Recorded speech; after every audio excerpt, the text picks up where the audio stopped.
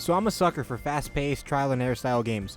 A love of mine that started when I first played Hotline Miami on my PlayStation Vita way back in 2013. So when I randomly stumbled upon the trailer for Bloodroots, I was immediately interested in checking it out, constantly waiting for any news or a release date. Everything from its fast-paced look to its ultraviolet blood splatter, and best of all, the trailer featured a man picking up anything and everything to use as a weapon. The trailers were definitely checking all the right boxes for me, but did playing Bloodroots scratch my itch for a challenging top-down trial-and-error style game? Well, my name is Sebastian, and today, I wanted to share my thoughts on Bloodroots.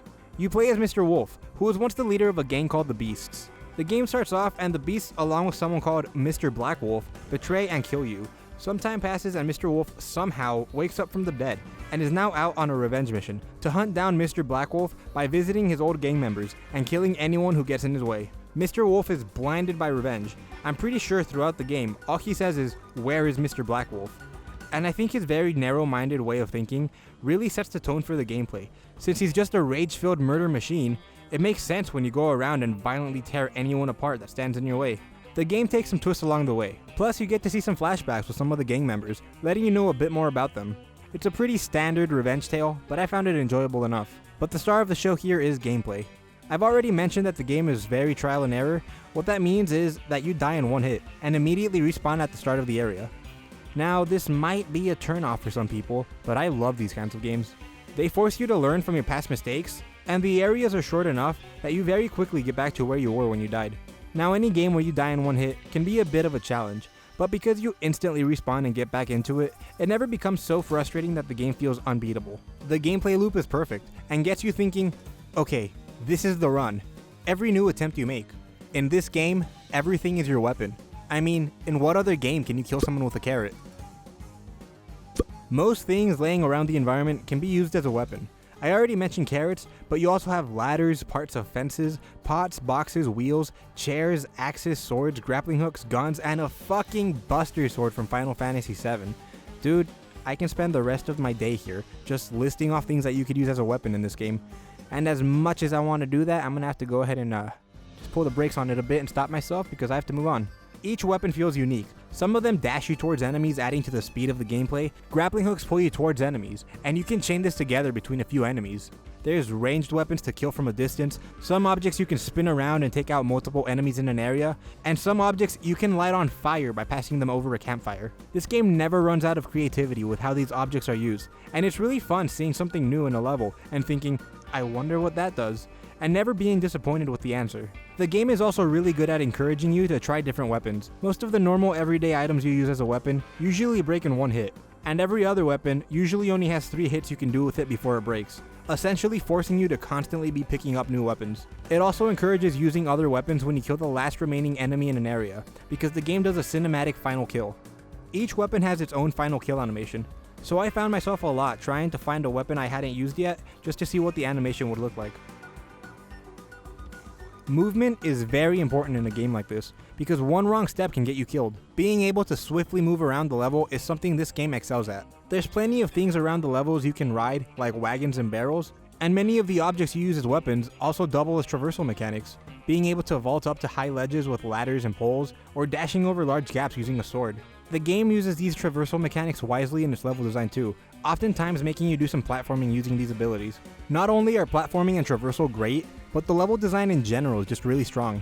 Dying in one hit means you're going to have to play through these levels a lot, so they have to be interesting to keep the player from getting bored. Levels are both short enough to where you don't feel like it's a hassle to have to replay it, but still open enough to where there's plenty of areas you can climb up and explore to find new enemies and weapons. This is a tricky thing to balance, but Bloodroots nails it perfectly.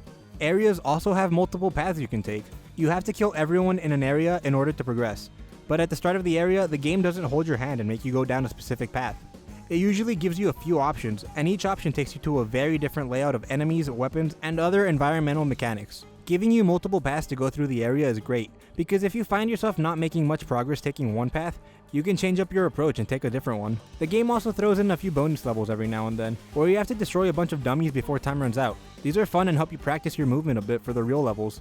At the end of each act, you face a boss. The boss fights in this game all feel unique, both from each other, but also from the normal levels. They're cleverly designed, and at the end of each one, the game lets you go for a final blow on the boss using their own weapon against them, after they've given their final words. Killing bosses like this is extremely satisfying, especially after the hell that you went through to beat them. I love these kinds of games for how replayable they are. They're really fun to quickly pop into and just try a few runs through a level. I played this on PS4 because I love me some trophies, but I'm heavily considering rebuying it on Switch, just to be able to take it with me and playing for a bit when I can. Adding to the replayability of levels are hats. Hats give you various abilities like double jumping, dash punching, or hovering, giving you a new way to play through levels. However, the game doesn't really make it super clear how to unlock them. Some of them I know I got from beating a boss, but the few I had left after I finished the game, I had no idea how to get. Now, up until now, I've been praising this game a lot for how fluidly it plays and the fast-paced murder sprees it lets you go on. However, I did run into this one section of the game where, for whatever reason, it ran like shit. I'm talking PowerPoint slides levels of lag. Keep in mind, I played this on a PS4 Pro, so I have no idea what made it run this bad. I actually had to quit out the game and restart it in order to fix the issue. I don't know what happened here or if it's a common issue. I won't hold anything against the game for this, since it only happened once, was easily fixable, and the rest of the game felt great to play. Just thought I'd address the issue, but it's definitely not a deal breaker.